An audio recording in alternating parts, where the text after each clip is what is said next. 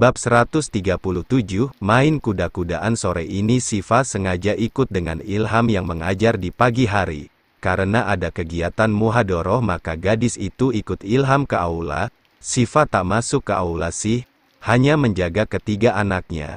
Kadang jika sedang suntuk Siva suka nostalgia ke ponpes lagi.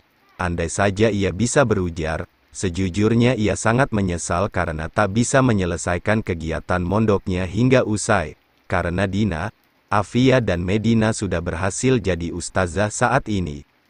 Bunda, suara Zea mengagetkan Siva. Ayah hebat ya bunda, bisa ajalin ngaji.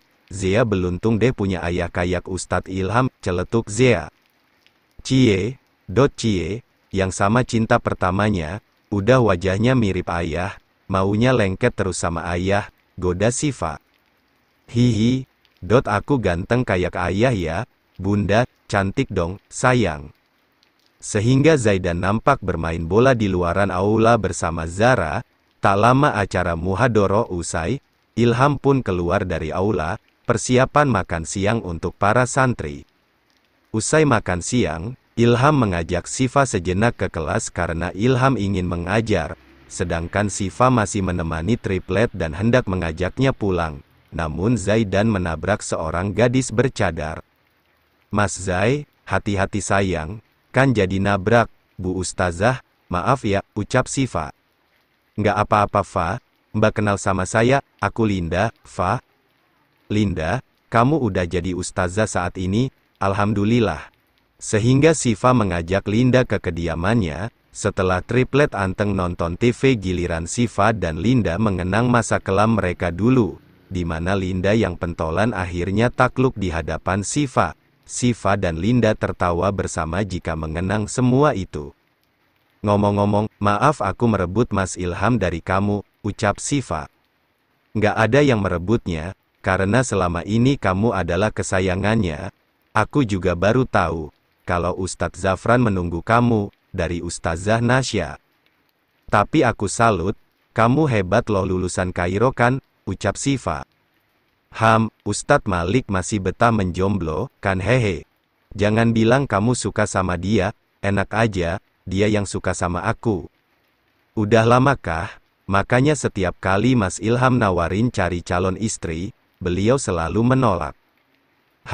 Awalnya aku minta dia untuk nggak nunggu aku, tapi katanya Mas Malik akan sabar. Aku juga udah katakan ini sama Umi dan Abi. Bu Nyai sama Pak Kiai setuju dong. Iya Fa. Tiba-tiba Linda memeluk Siva erat. Ada rasa terima kasih yang mencuat di elusnya punggung Siva. Makasih Fa, maaf dulu aku suka bully kamu. Sama-sama Linda, lupakan aja. Aku tadinya sedih karena Dina, Afia sama Medina udah pada jadi ustazah. Tapi karena kedatangan kamu, rasa kangenku sedikit terobati. Apalagi angkatan kita udah pada berhasil menggapai cita-citanya jadi ustazah termasuk kamu. Rasanya agak nyesel aja kenapa harus jadi anak nakal, sebelum jadi ustazah. Tangan Linda terulur menggenggam erat tangan Siva. Nggak usah disesali Fa, semua sudah jalannya. Ngomong-ngomong acaranya akan diadakan di Ponpes minggu depan. Kamu sama Ustadz Ilham mau kan jadi bridesmaids? Insya Allah. Aku juga udah katakan sama Mas Malik untuk mengatakan niat baik kami. Nggak ngangka jauh-jauh belajar sampai ke Kairo ujung-ujungnya jodohnya sama Ustadz Malik. Pantas dia betah sendiri, ternyata ada permaisuri yang ditunggu, rela berpisah lama, demi kamu bisa menggapai cita-citamu. Awalnya, aku juga nggak setuju, Fa. Cuma pas Ustadz Malik bilang mau menjalani, akhirnya kita sepakat untuk lost kontak. Tapi namanya jodoh ketika aku udah balik ke Indonesia, rupanya dia masih betah menjomblo. Jodoh nggak kemana dong, diem-diem ternyata nungguin kamu loh. Pantes Bu Nyai sama Pak Kiai belakangan jadi kayak dekat gitu sama Ustadz Malik, ternyata ini maksudnya hehe. Ya udah, intinya jodoh nggak akan kemana kan? Benar Linda hehehe, sehingga tak lama Zara dan Zaidan minta makan dan dengan senang hati Linda membantu menyuapi ketiga anak Siva yang lucu dan pintar seperti ayah dan bundanya. Malam ini, Ilham tengah menemani Sifa dan ketiga buah hatinya.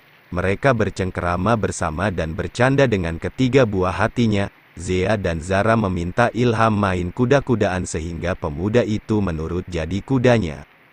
Ayah, gantian Zala. Zala juga mau naik ke punggung ayah, pinta Zara.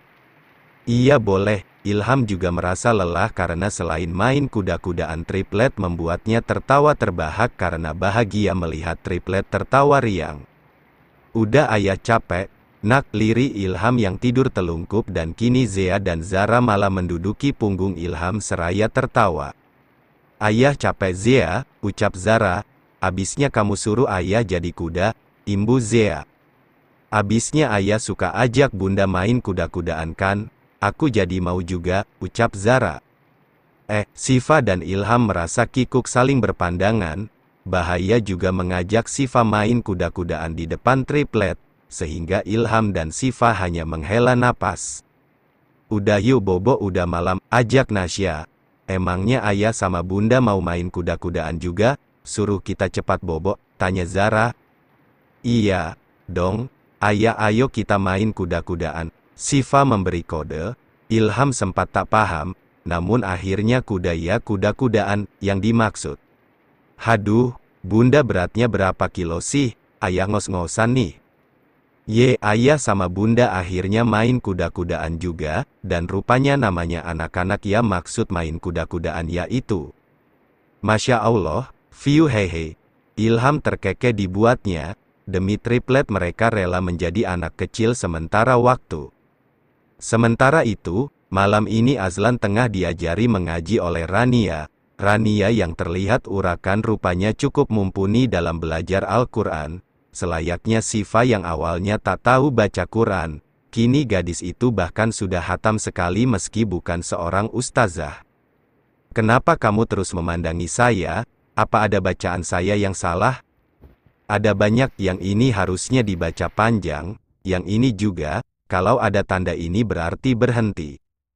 Azlan yang berusaha sabar ketika Rania justru tak sabar dalam mengajarinya, sehingga Azlan berusaha mengontrol emosinya.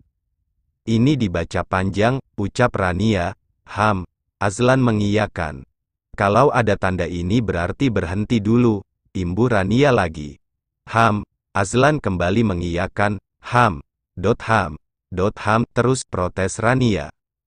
Kalau mengajari suami itu yang sabar dong, bapak aja lembut kalau mengajari, protes Azlan. Ngapain lembut-lembut? Kilah Rania. Ya sudah, tidak usah mengajari lagi, biar saya belajar sama bapak saja. Azlan memasang wajah murung. Ia tahu betapa ilmu agamanya masih nol, kadang suka tak enak ketika Rania harus berulang kali mengajarinya.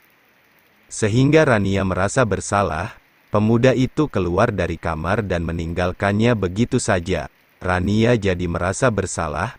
Apa karena hormon bumil? Biasanya gadis itu tak pernah sedikit pun bicara kuat-kuat, justru tiap hari mendengar Azlan yang cuek dan kadang mengomelinya tiada henti.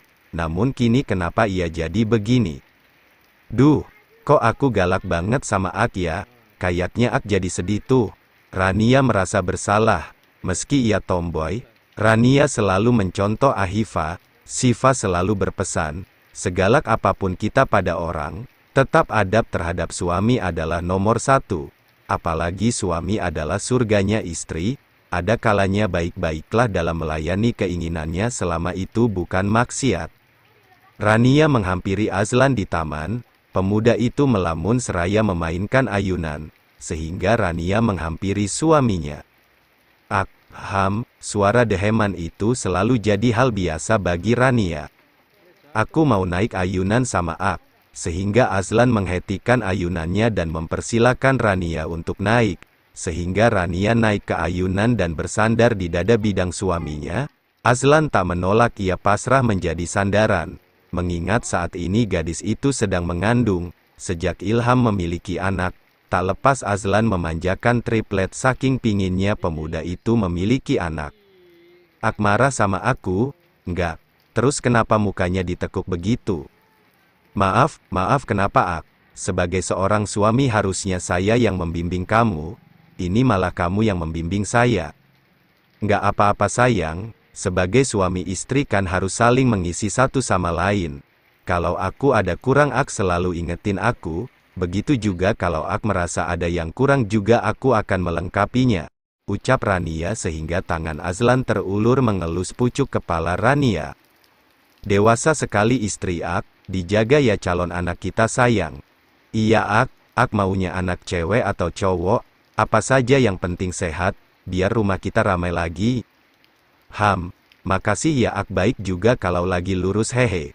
Maksud kamu ak banci? Mata Azlan melotot salah paham atas perkataan Rania. Kok banci? Ya, katanya lurus. Memangnya selama ini saya belok, seperti wanita? Maksud aku tuh, dasar omomah. Maksud aku sikap ak, kadang kan ak diem aja kayak orang gak makan setahun. Kamu juga suka banget mencibir saya, sayang. Makanya jangan cuek. Mulai hari ini saya akan berubah.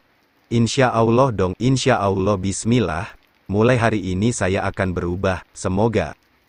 Lah kok, apalagi, salah lagi, protes Azlan yang sebenarnya dialah yang protes karena sikap tegasnya itu, sehingga Rania tersenyum dan mencium pipi Azlan, namun balasannya, Azlan menangkup pipi Rania dan menautkan kecupan di bibir gadisnya. Setelahnya mereka memilih untuk masuk ke kamar dan tidur. Udah ak, ciumnya, masuk kamar yuk, aku ngantuk. Baiklah, Azlan pun turun duluan dari ayunan dan ketika Rania turun, segera Azlan membopong tubuh mungil gadisnya. Ak, nanti aku jatuh, diamlah, sehingga Rania pasrah dibopong masuk ke kamarnya.